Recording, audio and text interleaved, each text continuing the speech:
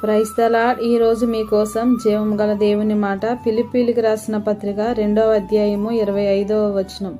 మరియు నా సహోదరుడును జతపనివాడును నా తోడి యోధుడును మీ దోతయు నా అవసరమునకు ఉపచరించిన వాడునైన ఎపఫ్రోదితును మీ ఎదుటకు పంపుట అగత్యమని అనుకుంటుని. ఈ వాక్య భాగంలో అపోస్తుడైన పౌలు ఎపఫ్రోద్ అనే శ్రేష్ఠుడైన సేవకును గూర్చి తెలియజేస్తున్నాడు.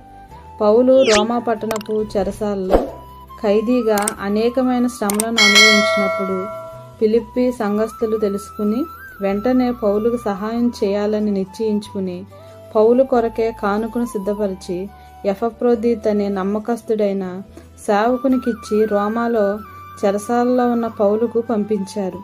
అప్పుడు ఎపఫ్రోదితు ఎంతో శ్రమకు ఓర్చి సముద్ర ప్రయాణం చేసి చెరసాలలో ఉన్న పౌలును చేరుకుని ఆయనకు కానుకలను ఇతర వస్తువులను అందించి అంతటితో తన పని అయిపోయిందని అనుకోలేదు. కానీ పౌలుకు అమోఘమైన పరిచర్య చేసి ప్రతికూల పరిస్థితులను బట్టి తీవ్రంగా జబ్బుపడి చనిపోయే స్థితికి చేరుకున్నాడు.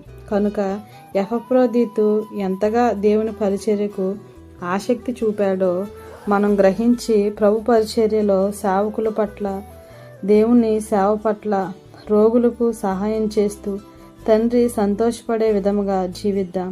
ఎపఫ్రోదితు వలె ప్రాణాలకు తెగించైన దేవుని సేవలో ముందుకు కొనసాగుదాం.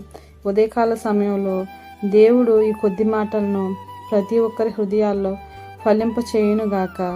ఆమేన్. ప్రార్థన. కృపా కనికరం గల మా దేవ, జీవాధిపతి, మీ ఘనమైన నామమునకు స్తోత్రం.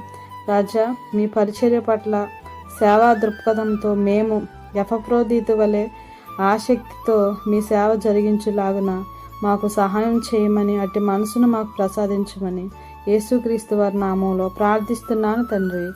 ఆమేన్.